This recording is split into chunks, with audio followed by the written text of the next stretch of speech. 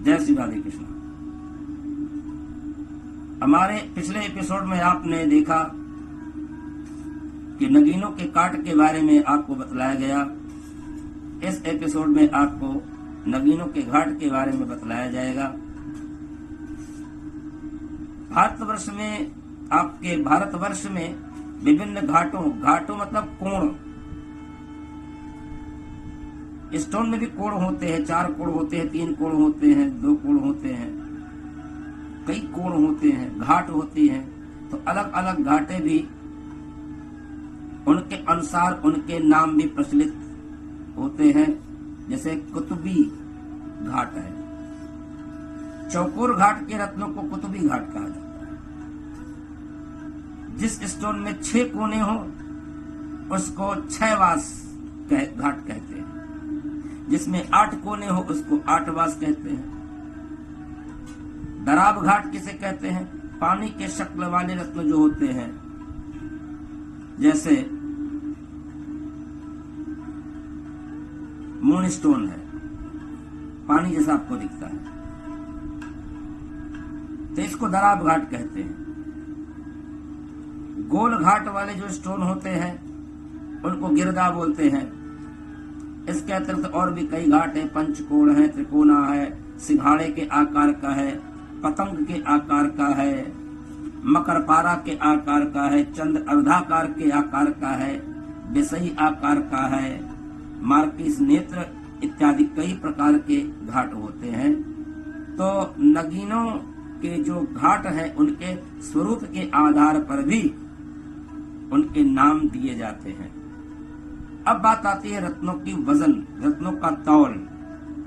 तो यहाँ पर एक बात आपको मैं स्पष्ट कर दूं कि रत्न के जो तौल होते हैं उनमें भी कई तरह की बातें होती हैं। जैसे मुख्य रूप से रत्नों का तौल कितना होना चाहिए, एक व्यक्ति के लिए रत्न का वजन कितना होना चाहिए।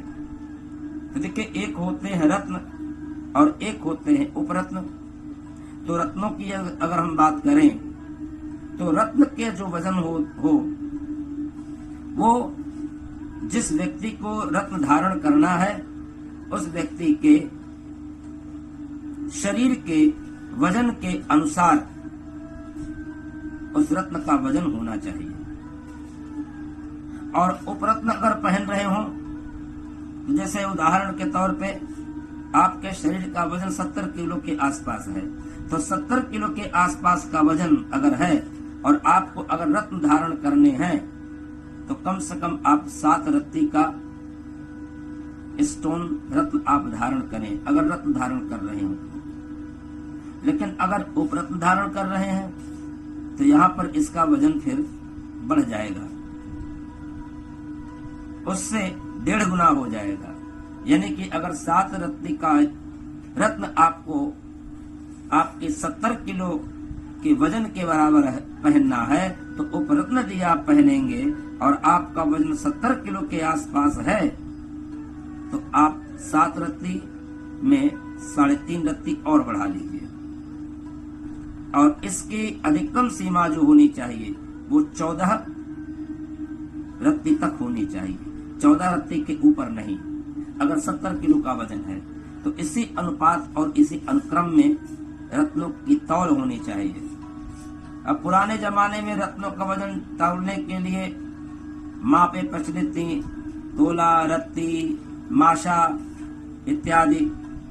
अब आधुनिक समय में तोला, रत्ती, माशा तो धीरे धीरे से, मैंने अभी आपको रत्ती के बारे में बताया, तो तोला, रत्ती, माशा का प्रचलन अब धीरे धीरे खत्म हो रहा है। अब ये कैरेट में परिवर्तित हो रहा है, कितने कैरेट का हो। तो कैरेट, ये जानते हैं कैरेट शब्द, ये कैरेट शब्द अरबी भाषा है। फिरत और ग्रीक भाषा के कैराशन शब्द से लिया गया है कैरेट। कैरेट अरबी के किरत शब्द से लिया गया है। किरत का अर्थ होता है केरव नाम के वृक्ष के बीज से तौलना। कैरव नाम का एक वृक्ष होता है, उसके बीज, जैसे माशा होता है ना, तो माशा के लिए एक माशा जो तौलते हैं, माशा जौहरी लोग जो तौलते हैं, तो माशा का जो कोई बटखरा तो होता नहीं है। तो माशा का मतलब होता है कि लाल दाने और सफेद दाने की घुंघुची आती है। इसी घुंघुची से वो एक घुंघुची मतलब एक माशा, कहीं कहीं इसको लाल भी बोलते हैं, एक लाल, दो लाल, तीन लाल। तो उसी तरह से जैसे घुंघुची के बीज को माशा कहते हैं, उसी तरह से केरव नाम के वृक्ष के बीज को भी केरव से किरात और किरत से कैरेट बना। तो अब जो रत्नों का वजन होता है वो अब कैरेट में होता है। कहीं कहीं पर आज भी है रत्ती के हिसाब से, और अब तो आज का जो युग है कैरेट को भी पीछे छोड़ दिया। अब तो वजन ग्राम में होता है।